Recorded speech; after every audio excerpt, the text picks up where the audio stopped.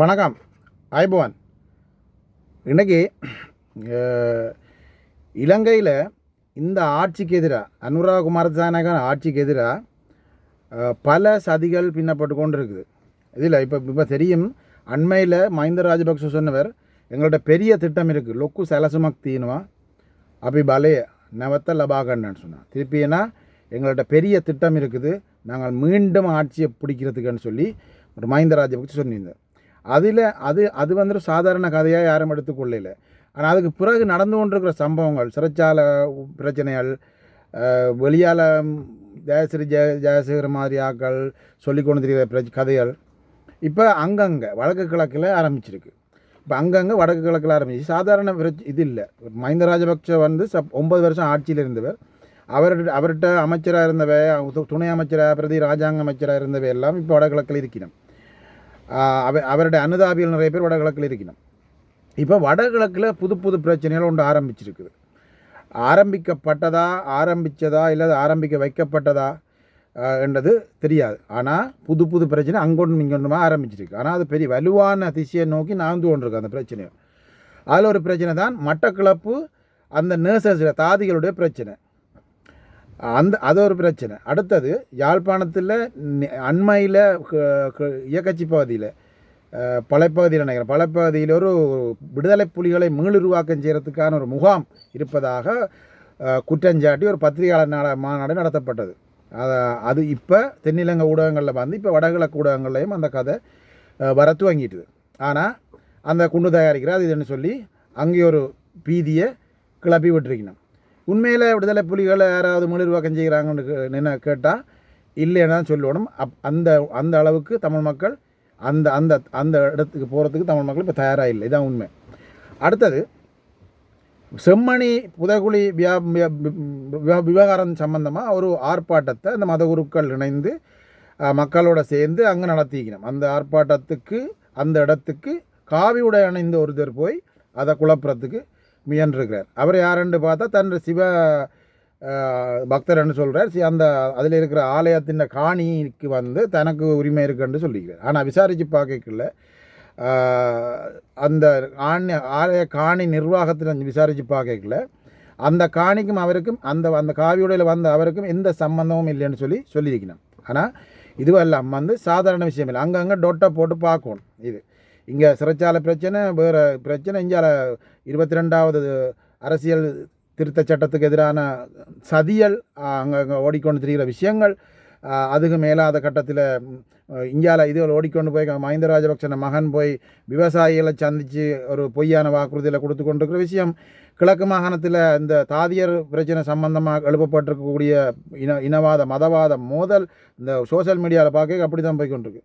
வட மாகாணத்தில் இப்போ போய்கொண்டிருக்கக்கூடிய அந்த புலிகள் மீளுருவாக்கம் சம்பந்தமான செய்தி, செம்மணி புதைக்குழிய விவகாரங்கள் சம்பந்தமாக அதை எதிர்த்து நின்ற அந்த போராட்டத்துக்கு நியாயம் கேட்டு போராடின மக்களை எதிர்த்து நின்ற அந்த காவி உடை அணிஞ்ச நபர் சம்பந்தமாக அவரை அனுப்பியாக்கள் சம்பந்தமான பிரச்சனை, இப்படி எல்லாம் தொடர்ச்சியாக போய்கொண்டிருக்கு.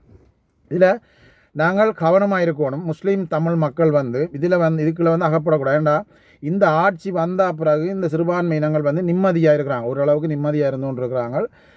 சில பிரச்சனைகள் இருக்குது, குறைபாடுகள் இருக்குது. அதை பற்றி பேச்சுக்கள் நடந்து கொண்டு இருக்குது, கதைச்சு கொண்டிருக்கிறோம். ஒவ்வொருத்தரும் பேசி கொண்டிருக்கிறாங்க, அரசியல்வாதிகள் உட்பட.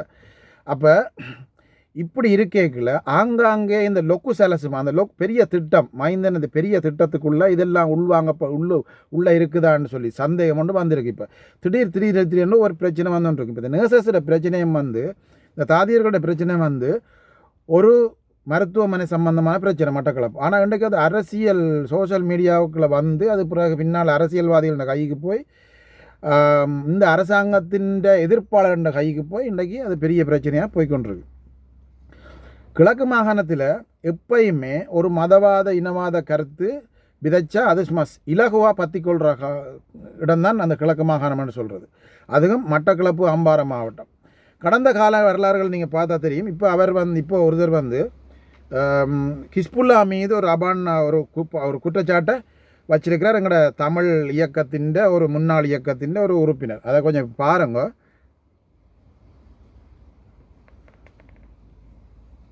காத்தாங்குடியில் உங்களோட வீட்டில் வச்சு அவரை கண்டுபிடிச்சு கொண்டு கை கொடுத்து கொண்டு பாட்டி போட்ட போட்டோ கூட இருக்கு. ஒரு மாதத்துக்குள்ள சகரான் குண்டு வெடிக்குது. விளங்குதான் இப்போ இதற்கு இந்த அரசாங்கம் நிச்சயமாக ஒரு முடிவு கொண்டு வரணும். அது மட்டும் இல்ல, இங்க பாருங்க, சஹரானும் ஹிஸ்புல்லாவும் கை கொடுத்து கொண்டு ஒரு ஃபங்க்ஷன் நடத்தி கொண்டிருக்கிறார். சஹரானுக்கும் ஹிஸ்புல்லாவுக்கும் என்ன தொடர்பு? இந்த ஃபங்க்ஷன் நடந்த ஒரு மாதத்துக்குள்ள குண்டு வெடிக்குது. யார் இதை கேட்டவங்கள்? யாரும் கேட்கல. 2019 ஆண்டு தானே ஈஸ்டர் குண்டு தாக்குதல். நான் உடனடியாக காத்தாங்குடி போலீஸில் முறையிட்டேன். நான் குண்டு தாக்குதல் செய்த உடனே, இந்த ஆதாரங்களை நான் கைப்பற்றின உடனே காத்தாங்குடி போலீஸுக்கு போய் முதலாவது என்ட்ரி போட்டேன். நான் தான் ஹிஸ்புல்லாவுக்கு எதிராக உடனடியாக ஹிஸ்புல்லாவை கொண்டு வந்து விசாரிக்க வேண்டும் சொல்லி, அன்றைக்கு இருந்த ஓஐசி என்ட்ரி போட முடியாது என்றார். நாங்கள் போட வேணும் என்ட்ரி போட்டது. இன்னும் அது சம்பந்தமாக எந்த முடிவும் இல்லை. கோயில் கட்டப்பட்டதால் ஊட்டமாடு நேரத்தில் கோயில் இருந்திருக்கும், அதை மறந்துவிடக் கூடாது. அதிலே கோயில் இருந்த காணியை இவ்வளவு பிரச்சனை இருந்தது. அப்போது இந்த எம்பிக்கள் துயராஜசிங்கன் மிக கடுமையாக எதிர்த்து வாதாடினார். மிக கடுமையான, நான் மாவட்ட அபிவிருத்தி பிரதார் என்ற அதிகாரத்தை பயன்படுத்தித்தான் அந்த காணியை நான் பொறுப்பேற்றேன். பொறுப்பேற்றி பிரதிநிதி கொடுத்து ஓட்டமாவடி பள்ளிவாசலை கொடுத்து அதிலே நாங்கள் ஒரு மார்க்கெட்டை கட்டினோம். நான் முதலாவது நிதி ஒதுக்கீடு செய்து அந்த முதலாவது தட்டு முழு மார்க்கெட்டும் கட்டியது நான். அந்த திட்டமரத்தை குடிங்கி எழுதி அந்த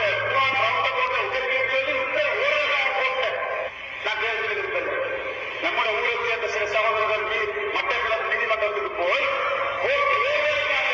ஈச்ச மரத்தை குடிங்கி எழுதி அந்த குர்ஆன் அவங்க கொண்ட உயர்கிறது. ஜட்ஜை மாற்றலாம், அப்படி கஷ்டம்தான். நான் ஜட்ஜை மாற்றணும், எத்தனை ஜட்ஜை மாற்றி போடுவோம். நம்மளுக்கு ஜட்ஜ் பண்ணாத ஜட்ஜை கொண்டு வந்து வெளிநாட்டு வெளியெடுத்து கொடுக்கலாம். பார்த்துருப்பீங்க இந்த வீடியோவை.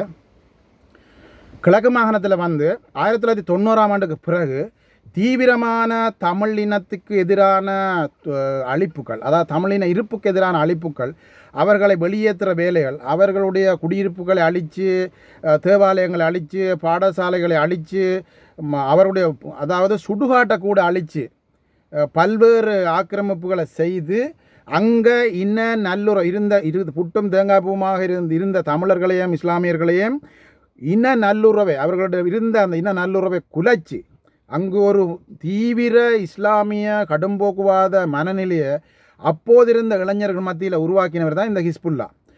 இந்த ஹிஸ்புல்லா பல காரியங்களை அந்த காலத்தில் செய்திருக்கார். அவற்றை வாயாலேயே சொல்லியிருக்கிறார்.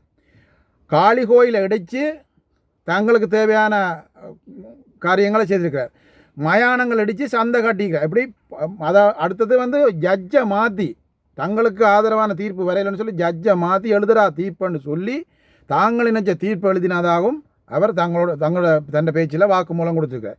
இவ்வாறான இதுக்கு முதல்ல அவர் வந்து ஒரு வீடியோவில் சொல்லியிருந்தவர் தான் அங்கே கிழக்கு மாகாணத்தில் 90ஆம் ஆண்டுகளில் ஊர்காவல் படைக்கு தலைமை தாங்கி அந்த போர்டர்களில் நின்று எல்டிடியை அடித்து விரட்டி, தமிழர்களை அடித்து விரட்டி தான் முஸ்லீம்களை பாதுகாத்தினான்னு சொல்லியிருந்தவர்.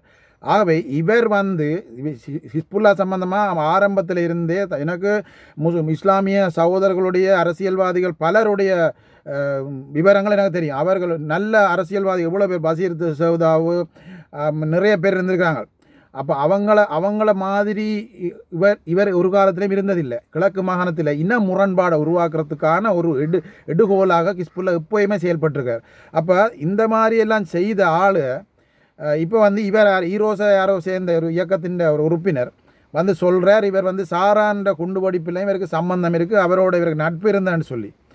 இதை அரசாங்கம் தான் விசாரிக்கணும். ரைட், இது இல்லை இப்போ பிரச்சனை.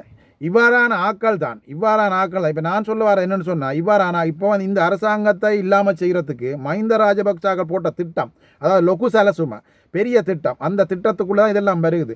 இப்போ திடீரென்னு வந்து ஹிஸ்புல்லாக்கு எதிரான குற்றச்சாட்டுகளை முன்வைக்கிறதும், கிழக்கு மாகாணத்தில் தாதியர்களுடைய உடை சம்பந்தமான பிரச்சனையை ஊதி பெருப்பிச்சு அதை பெருசாக கொண்டு போகிறதும், வட மாகாணத்தில் போய் செம்மணி புதைகுழிக்காக போராடுற மக்களுக்கு எதிராக தமிழர்களாலே காவி உடை அணிஞ்சு கொண்டு போய் திட்டமிட்ட வகையில் புது அதை உடைய பழசு இல்லை, அது புது காவி உடைய எதுக்கண்டை வாங்கி அணிஞ்சு கொண்டு போகிற மாதிரி கிடையாது, போய் திட்டமிட்ட முறையில் தடுத்தது.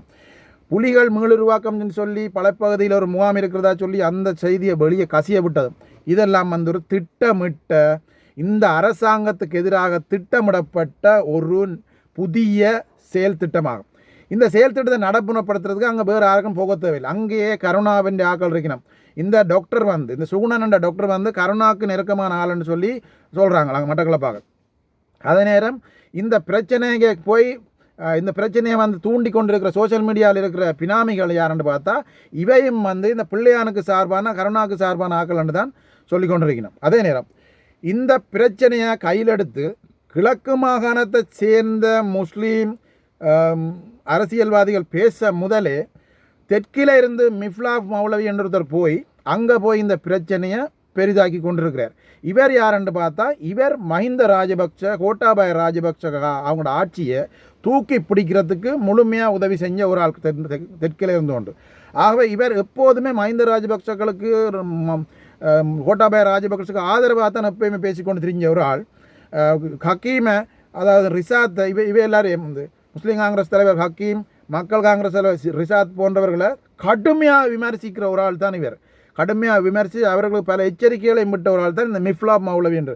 இவரும் வந்து கிழக்கு மாகாணத்தில் நின்று கொண்டு இப்போ என்ன சொல்கிறேன்னு சொன்னால் இந்த பிரச்சனை சம்பந்தமாக அவர் எடுத்து பேசுகிறாராம்.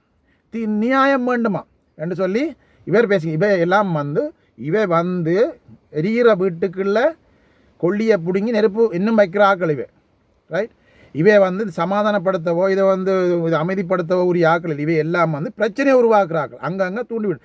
தெற்கில் ஒரு கூட்டம் கம்மம்பில வீரவன்ச சாமர சம்பத் திலீப் ஜாய் வீர எல்லாரும் வந்து ஒரு பிரச்சனையை உருவாக்கி கொண்டே போய்கொண்டே இருக்கிறோம்.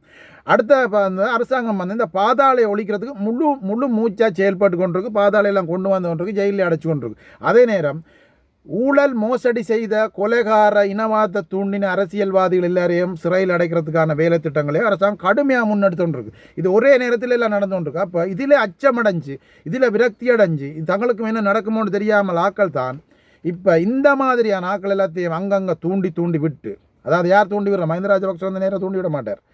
அவையின் குழு வந்து நேரம் தூண்டி விடாது. ஏன்னா அவையின் கோலியா மேலே அங்கங்கே இருக்கிறான். அவையின் அசிஸ்டண்ட் அவையோடு இருந்து அரசியலில் அமைச்சராக இருந்தவை, ராஜாங்க அமைச்சராக இருந்தவை, பிரதி அமைச்சராக இருந்தவை, அவையின் அரசாங்கத்தில் பாராளுமன்ற உறுப்பினர் இருந்தவை எல்லாம் இப்போ வடகிழக்கில் இருக்கணும். அதில் கிஸ்புல்லாம் ஒரு ஆள் ரைட். டக்ளஸ் தேவன் அந்த வடக்கில் இருக்கிறார், கருணா கிழக்கில் இருக்கிறார், பிள்ளையார் நாக்கள் கிழக்கில் இருக்கிறாங்க. அப்போ இவையை வச்சு இந்த சோஷியல் மீடியாக்களில் இவையை வச்சு சோஷியல் மீடியாவில் இந்த பிரச்சனையை பூதாகரமாக்கி மத ரீதியான முரண்பாடுகளை உருவாக்கி நீ அதை செதினான் இவன் சொல்ல முஸ்லீமாக்கள் சொல்ல தமிழன் சொல்ல நீ அதை செதினான்னு சொல்லி மாறி சோஷியல் மீடியா சண்டை பிடிச்சி இனக்குரோதங்களை வளர்த்து வடக்கு கிழக்கிலையும் ஒரு இனக்குரோதங்களை உருவாக்கி என்பிபி அரசாங்கத்துக்கு எதிரான மனநிலையை இப்போதே கட்டமைக்க, அடுத்த தேர்தலுக்கு முதல் இப்போதே கட்டமைக்கிறதுக்கான வேலையை மஹிந்த ராஜபக்ச கும்பல் செய்து கொண்டிருக்குன்னு சொல்லி தெளிவாக தெரியுது. இதை வந்து இஸ்லாமிய தமிழ் சகோதர எமது மக்கள் மதங்களை விடுங்கோ. நீங்கள் ஒரு மொழி பேசுகிற இனம் ரைட். கிறிஸ்தவம், இஸ்லாம், ஹிந்து இந்த 3 மதங்களும் இந்த 3 மார்க்கங்களும் எங்களுடைய இரு கண்கள் மாதிரி. நாங்கள் ஒரு மொழியை பேசுகிற மக்கள். நீங்கள் இது சின்ன விஷயம், இந்த மாதிரி விஷயங்களுக்கெல்லாம் அடிபட்டு சோஷியல் மீடியா இருக்கிற அந்த நன்மையான காரியங்களை பேசுகிறதுக்கு, மக்களுடைய உணர்வுகளை தூண்டி அதில் குளிர்காயறதுக்கு இல்லை. ஆகவே இந்த மாதிரியான பிரச்சனை இப்போ இந்த ஈரோஸிலே அவர் யாருன்னு தெரியாது வடிவா, அவர் வந்து ஒரு கிஸ்புல்லா மீதான குற்றச்சாட்டை முன்வைக்கிறார். இவர் இப்போ இந்த குற்றச்சாட்டை முன்வைக்கிறதுக்கான காரணம் என்ன? இவர் இந்த அரசாங்கத்துக்கு சார்பாக கதைக்கிற மாதிரி கதைக்கிறார். ஆனால் அவர் குற்றச்சாட்டு வைக்கிறார். ஆனால் இந்த குற்றச்சாட்டு இப்போ கடந்த 10 வருடங்களுக்கு மேலாக இந்த கிஸ்புல்லா பேசின காணொளிகள் வந்து வெள்ளத்தளத்தில் இருக்குது.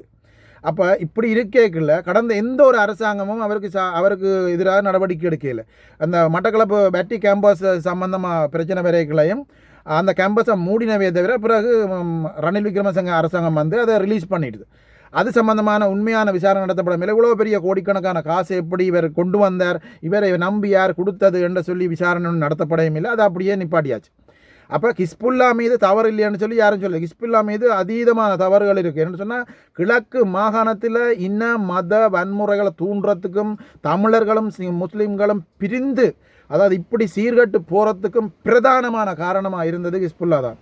இந்த அஷ்ரப் போன்ற ஆக்கள் இருக்கே, அஷ்ரப் தலைவராக இருக்கே ஹிஸ்புல்லாக்கள் எல்லாம் ஒதுக்கி வச்சு ஒரு பக்கம்.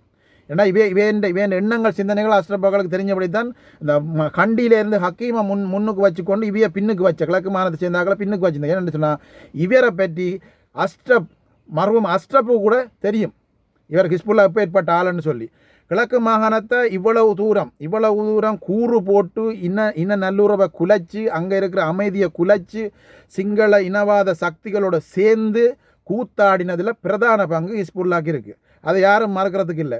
1994 சந்திரிகா பதவிக்கு வந்த பிறகு அதுக்கு பிறகு 1995 அதுக்கு பிறகு மங்கள சமரவீர நீர் வழங்கல் வடிகால் அமைப்பு அந்த அமைச்சராக இருந்தவர். அந்த அமைச்சுக்கு இவருக்கு பாராளுமன்ற உறுப்பினர் பதவி இல்லை அப்போ ஹிஸ்புல்லாக்கு. அந்த அமைச்சுக்குள்ள இவர் வந்து ஒரு தலைவராக இருந்தவர், வடிகால் அமைப்பு தலைவராக இருந்தவர். ரைட். அந்த தலைவராக இருக்க அந்த மாவட்டத்தில் மட்டக்களப்பு மாவட்ட மக்கள் விதாசாரப்படி வேலைவாய்ப்பு கொடுக்க வேண்டிய ஒரு இதில் இவர் இருந்த அந்த வேலைவாய்ப்புகளை வந்து இவர் மறுத்திருந்தவர்.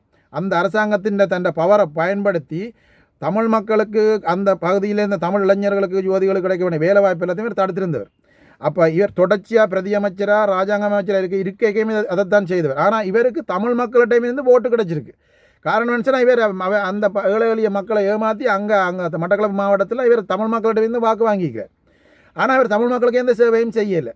இவரே சொல்கிறார் பிள்ளையானுக்கு தெரியும் அந்த காரியங்கள் இந்த காரியங்கள் தான் சொல்ல. ஏன்னா பிள்ளையான இவையெல்லாம் சேர்ந்து தான் கூட்டுச்சதி தான் செய்தது. பிறகு சந்திரிகா காலத்தில் பிள்ளையான் இருக்கையில் பிறகு மைந்த காலத்தில் வந்து கூட்டுச்சதி பிள்ளையானோட சேர்ந்து ஹிஸ்புல்லாக்களை கூட்டுச்சதி செய்து தான் பல காரியங்களை மட்டக்களப்பு அம்பாறை மாவட்டத்தில் நடத்தி முடித்தது.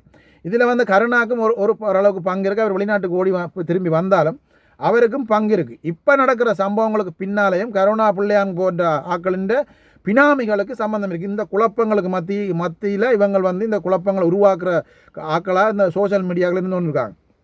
இதில் வடக்கில் இருந்த ஒரு தற்குறி ஒரு அமைச்சரை அந்த பாராளுமன்ற உறுப்பினரை தெரிவு செய்து மக்கள் அனுப்பியிருந்தாங்க. அது ஆர்வக்கோளரில் தான் மக்கள் தெரிவு செஞ்சார். அந்த தற்குறியும் இந்த பிரச்சனையை இந்த தற்குறி இப்போ எங்கே இருக்குன்னு பார்த்தா மஹிந்த ராஜபக்சவங்கள மடியில் இருக்குது.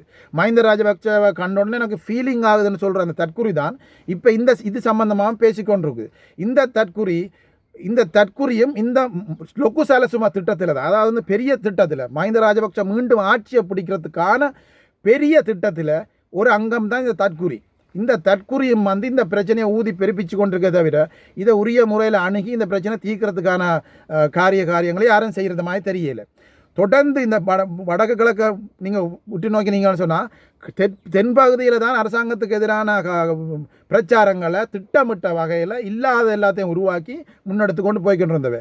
அதுகள் ஒன்றன் பின் ஒன்றாக படுதோல்வி அடைகிறது காரணமாக இப்போ பார்க்குறாங்க தாங்கள் இனவாதத்தை துண்ண பிரச்சனை மஹிந்த ராஜபக்ச அம்பிட்டிய சுமன ஆமத்துரை வச்ச ஞானசார வச்ச இனவாதத்தை துண்ண பிரச்சனைன்னு போட்டு இப்போ தங்களுடைய அடிவருடிகளாக இருந்த தமிழ் மக்களை காட்டி கொடுத்த துரோகிகளின் பினாமிகளை வச்சு வடக்கு கிழக்கில் ஒரு பிரச்சனையை உருவாக்கி கொண்டிருக்காங்க. இதை தமிழ் முஸ்லீம் மக்கள் புரிஞ்சு கொள்ளாத இடத்துல நீங்கள் தான் பாதிக்கப்படுவீங்க மீண்டும். என்று சொன்னால் இப்போ நாங்கள் ஒரு அமைதியாக இருக்கிறோம், ஒரு அமைதியான வாழ்வுக்குள்ளே போய் கொண்டிருக்கிறோம். எங்களோட பிள்ளைகளின் எதிர்காலம் அதோட முன்னேற்றம் சம்பந்தமாக யோசித்து கொண்டிருக்கிறோம். அப்படி இருக்கேக்கில் மீண்டும் ஒரு மொழி பேசுகிற எங்களோட மதங்களுக்குள்ள பிரச்சனைகள் உருவாக்கி எங்களோட சமூகங்களுக்குள்ள பிரச்சனையை உருவாக்கி எங்களை மீண்டும் பிரித்து அவங்க தங்களோட அரசியல் லாபங்களை அடைவாங்களே தவிர எங்களோட மக்களுக்கு எங்களோட இஸ்லாமிய தமிழ் முஸ்லீம் மக்கள் யாருக்குமே இதில் எந்த விதமான நன்மையும் வரப்போகிறது இல்லை. ஹிஸ்புல்லா போன்றவர்கள் வந்து பங்கரோத்து அடைஞ்சு போயிருக்கிறாங்க. ரைட். அவங்களுக்கு வந்து இப்போ வந்து அவங்களுக்கு வந்து இந்த என்பிபி அரசாங்கத்தில் இந்த நன்மையும் இல்லை. எல்லாருக்கும் தான் தமிழரசு கட்சியாக இருந்தால் நடக்கலசாக இருந்தான காரணம் எல்லாருக்குமே முழு பேருக்கும், அதாவது சிங்கள பகுதியில் இருக்க எம்பி எல்லாருக்குமே இந்த அரசாங்கத்தால் எந்த நன்மையும் இல்லை. காரணம் வந்து இந்த அரசாங்கம் பாராளுமன்ற உறுப்பினர் பென்ஷனையே இல்லாமல் ஆக்கிட்டுது. ஜனாதிபதி பென்ஷனையே வேணாம்னு சொல்லி கடிதம் எழுதி கொடுத்துட்டார். அதான் அடுத்த வந்து பாராளுமன்ற உறுப்பினர்களான வீடு வசதிகள் இல்லை, வாகன பெர்மிட் கிடையாது, அவருடைய பொடி கார்டு கிடையாது, அவைகளுடைய பாதுகாப்பு துப்பாக்கிகள் கிடையாது, எதுவுமே இல்லை. இந்த சலுகையும் இல்லை. டக்குன்னு ஒரு கோல் அடித்தோன்னே ஜனாதிபதி ஆன்சர் பண்ணி எனக்கு அதை செஞ்சு தாங்க சேர்ன்னு சொன்னோன்னே அதை செய்து கொடுக்குற அளவுக்கு இப்போ இருக்கிற ஜனாதிபதி இல்லை. ஆகவே அவைகள் தாங்கள் எதிர்க்கட்சியில் இருந்தாலும் சிறுபான்மை கட்சிகளை தனியாக இருந்தாலும் பாராளுமன்ற உறுப்பினர்கள் இல்லாமல் இருந்தாலும் அவர்கள் பல காரியங்களை கடந்த அரசாங்கம் காலங்களில் மஹிந்த காலத்தில் சந்திரிகா காலத்தில் செயல்படுத்தினாக்கள், ரணில் காலத்தில் செயல்படுத்தினாக்கள், பெற்றுக்கொண்டாக்கள், நன்மை அடைஞ்சாக்கள். ஆகவே இந்த அரசாங்கத்தை எந்த விதத்திலும் ராஜபக்சகளோட சேர்ந்து எந்த விதத்திலும் தூக்கி எறிய வேணும் என்ற சிந்தனை இலவியெல்லாம் செயல்பட்டு கொடுங்க. ஆனால் வெளியால் வெள்ளையர்கள் மாதிரி காட்சி கொண்டிருக்கிறோம். இந்த 6 கட்சி இஸ்லாமிய தமிழ் கட்சிகள் இணைஞ்சு உருவாக்கின கூட்டமைப்புகளையும் இந்த மாதிரியான சூத்திரம் தான் இருக்குது. அவையும் மக்களுக்காக உண்மையான தெளிவோட பாசத்தில் அன்பில் தங்களுடைய மக்களுக்கு சேவை செய்யணும்னு சொல்லி இந்த கூட்டமைப்பு உருவாக்கல. அரசாங்கத்துக்கு ஏதோ ஒரு வகையில் ஒரு அடியை போடுறதுக்கு தான் அவையும் இந்த கூட்டத்தை உருவாக்கின. ஆகவே எல்லா திட்டங்களும் இந்த லொக்கு சலசுமுக கீழே தான் நடக்குது. எல்லாம் சுயமாக ஒன்றும் வரையில்லை. ரைட். சுகுணன் என்பதை யாருன்னு பார்த்தா அவர் கிழக்கு மாகாணத்தில் கருணாக்கு நெருக்கமான ஆள் என்று சொல்லப்படுது. அப்போ அப்பேற்பட்ட ஒரு ஆள் இப்போ இல்லை சில செய்திகளை பார்க்கல அவர் அந்த சுற்று நிருபத்துக்கு அமைவாகத்தான் அந்த நடவடிக்கை எடுத்தது. அதாவது இந்த யூனிஃபார்மில் வரையலாது ஒரிஜினல் நர்ஸ் யூனிஃபார்ம்லாம் வரணும், அப்படி வரையலாடு வராதைங்கன்னு சொன்ன மாதிரி கிடக்குது. இந்த சுற்று நிருபம் அப்படித்தான் இருந்தாண்டு. ஆனால் இன்னொரு செய்தி சொல்லுது, இவர் தன்னிச்சையாக எடுத்த முடிவுன்னு சொல்லுது. ஆனால் எது உண்மைன்னு சொல்லி எங்களுக்கு தெரியாது. ஆனால் நாங்கள் அரசாங்கம் சம்பந்தப்பட்ட ஆக்களுக்கும் நாங்கள் இந்த செய்திகளை அனுப்பியிருக்கிறோம். அவையோட நாங்கள் தொலைபேசிகளில் பேசிக்கிறோம். இது சம்பந்தமாக நடவடிக்கை எடுக்க சொல்லி வேறு ஆக்களும் அந்த கிழக்குமான சம்பந்தமான கல்விமான்களும் இதை சம்பந்தமாக பேசி கொண்டிருக்காங்கன்னு கேள்விப்பட்டிருக்கேன். ஆகவே தமிழ் முஸ்லீம் மக்கள் இந்த விஷயத்தில் நிதானமாக இருக்கணும். ஒரு போதும் இந்த இன முரண்பாடுகளுக்கு மத முரண்பாடுகளுக்கு நீங்கள் செவிசாக்கக்கூடாது. உணர்வுகளுக்கு இனிமேலும் இடம் கொடுத்தா எங்களுடைய எதிர்காலம், எங்களுடைய பிள்ளைகளின் எதிர்காலம், எங்களுடைய சமூகத்தின் பாதுகாப்பு இல்லாமல் போகும். ஆகவே இவர்கள் யார்? இந்த பெரிய திட்டத்துக்குள்ளே உள்வாங்கப்பட்ட ஆக்கள் தான் இதுக்குள்ளே இந்த குழப்பங்கள் உருவாக்கி கொண்டிருக்கிறோம் என்று மட்டும் நீங்கள் உணர்ந்து கொள்ள வேணும். இவ்வளவு அனைத்தையும் துறந்த ஒரு ஜனாதிபதி சகல தனக்கு இருக்கக்கூடிய அதிகாரங்களையும் விட்டு போட்டு, ஜனாதிபதி மாளிகையும் விட்டு போட்டு, சகல சுகங்களையும் துறந்து ஒரு சாதாரண பாராளுமன்ற உறுப்பினர் எப்படி இருந்தாரோ அதே போல் தான் இன்றைக்கும் இருக்கிறார். அந்த ஜனாதிபதி என்ற கட்டமைப்புக்குள்ளே அவர் இருக்காதான் முன்னுக்கு ஒரு வாகனம் பின்னுக்கு ஒரு வாகனம் போக அவர் ரோட்டில் போகிறத தவிர இல்லாட்டில் அவருக்கு சாதாரண போயிலும் அவருக்கு. ஆகவே அவர் நாட்டின் தீர்க்கமான முடிவுகளுக்கு ஒரு மனிதராக இருக்கிறபடியாக அவருக்கு பாதுகாப்பு கொடுக்க வேண்டிய தேவையும் இருக்குது. ஆகவே இவ்வாறான ஒரு ஜனாதிபதியை நாங்கள் எதிர்க்கிறது, இவ்வாறான ஒரு ஜனாதிபதியை நாங்கள் அகற்ற நினைக்கிறதும், இந்த சூழ்ச்சிகளுக்கு நாங்கள் எங்களை நுழைக்கிறதும், இந்த சூழ்ச்சிகளுக்கு நாங்கள் அகப்படுறதும் தவறான ஒரு உதாரணமாகும். ஆகவே தமிழ் முஸ்லீம் மக்கள் நிதானமாக இந்த காலங்களில் செயல்படணும். இவ்வாறான ஒரு செயல்பாடுகளுக்கு நாங்கள் போகிறதால இன முரண்பாடுகள் மேலும் வலுப்பெறும். அமைதியாக இருக்கக்கூடிய மக்கள் மீண்டும் ஒரு வன்முறைக்குள்ளே தள்ளப்படக்கூடும். ஆகவே நிதானத்தை கடைப்பிடிங்க. செய்திகளை உறுதிப்படுத்தின அப்புறம் உங்களை கருத்துக்களை வெளியிடுங்க. சோஷியல் மீடியாக்களை தவறாக பயன்படுத்தாதீங்க. சகலத்துக்கும் ஒரு தீர்வு இருக்குது. ஒரு நாளைக்கு சகலத்துக்கும் ஒரு தீர்வு இருக்குது. ஆகவே நாங்கள் எங்களை குழப்பிக்கொள்ளாமல், எங்களை குழப்புவர்களை கண்டு அஞ்சாமல் நிதானமாக இருக்க சொல்லி கேட்குறேன். நன்றி, வணக்கம்.